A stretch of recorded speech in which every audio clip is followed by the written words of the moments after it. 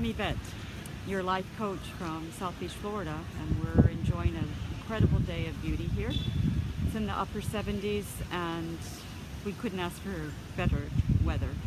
So today I'm going to be speaking to you about love. Love at any age, but amongst different cultures and religions. And a lot of us love at first sight with our eyes and what we see in terms of the package, the outside package. It's got shiny ribbon and it's big or it's sweet looking, handsome, but we're always looking at that package. And then later on we realize that that package has a lot of other ingredients, and that can be cultural background that's a little different from ours,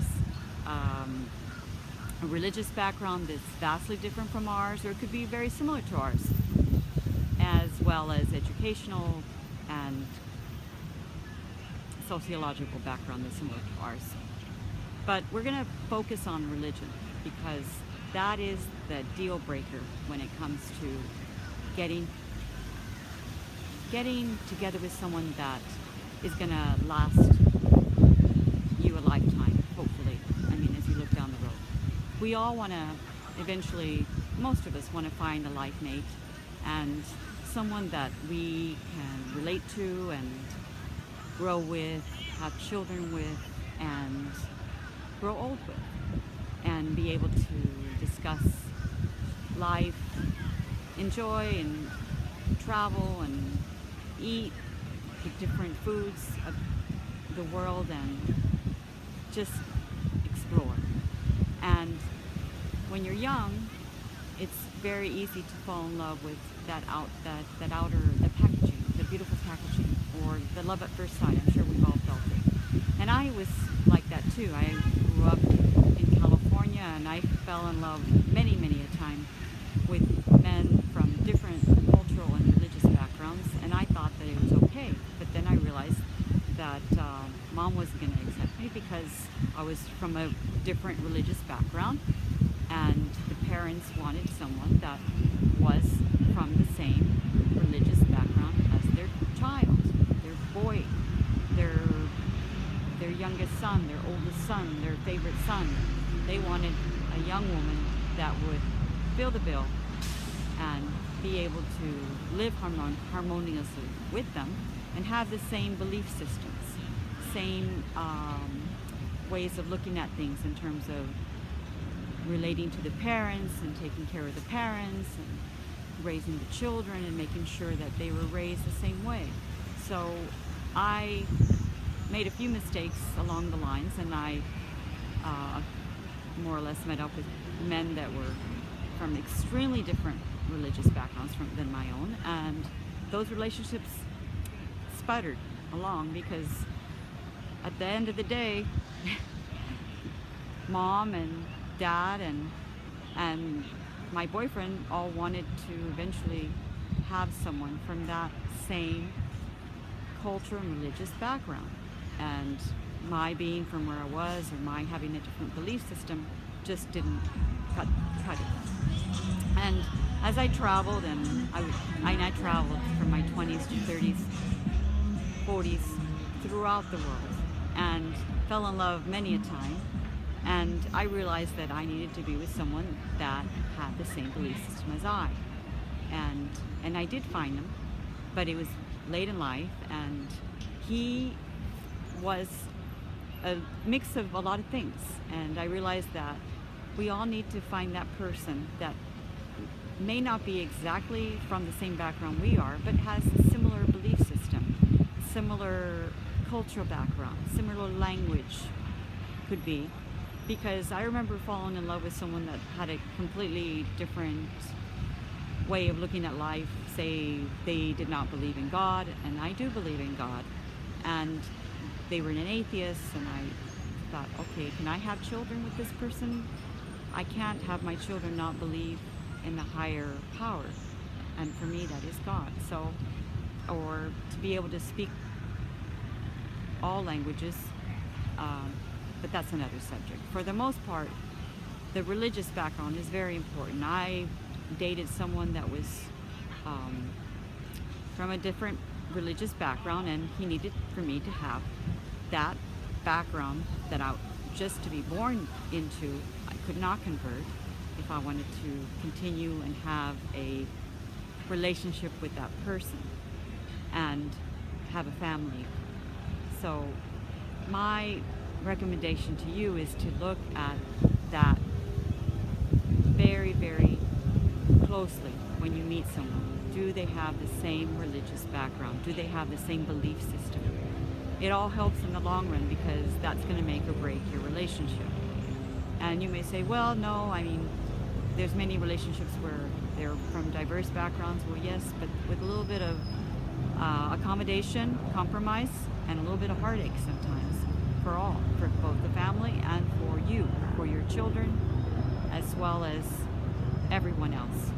And, you know, we go, if we can have a little bit of advice from someone that's already gone through this, then that's ideal, because no one's going to tell you what you really need to know. I'll give you an example.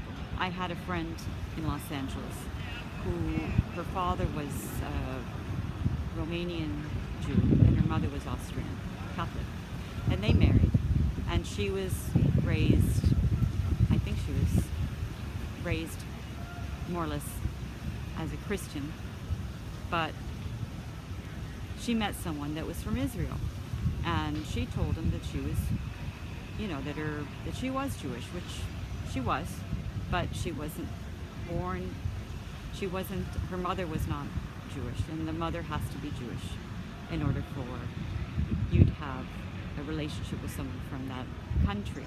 So she got married, and she had this beautiful, beautiful, beautiful ceremony, and lo and behold, her husband, discovers that her mother was not Jewish, and that she herself was not 100% Jewish.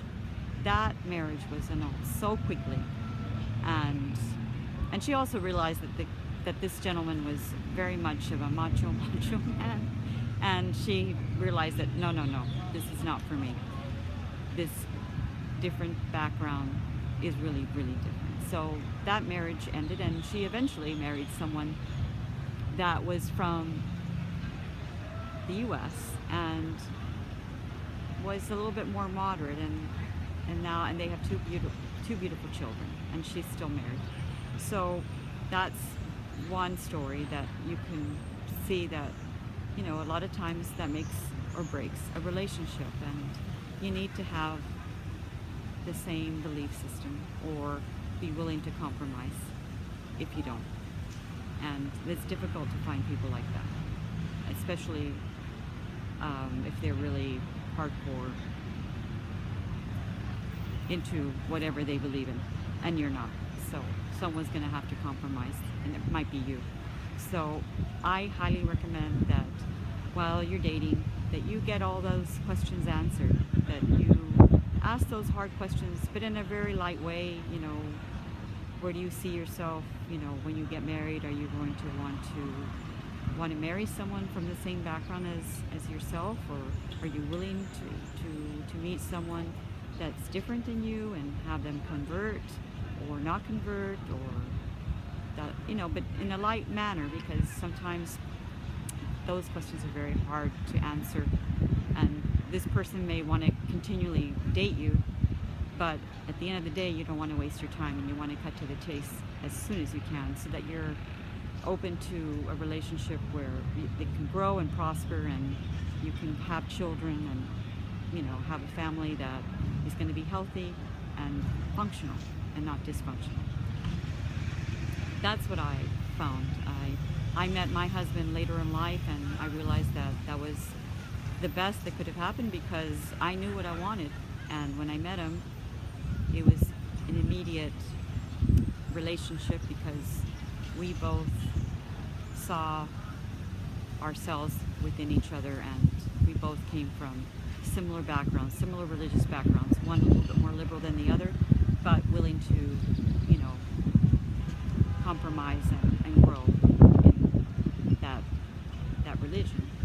so, and we both believe in God. I mean, for some of us, we don't want to talk about that, but it's an important part of my life.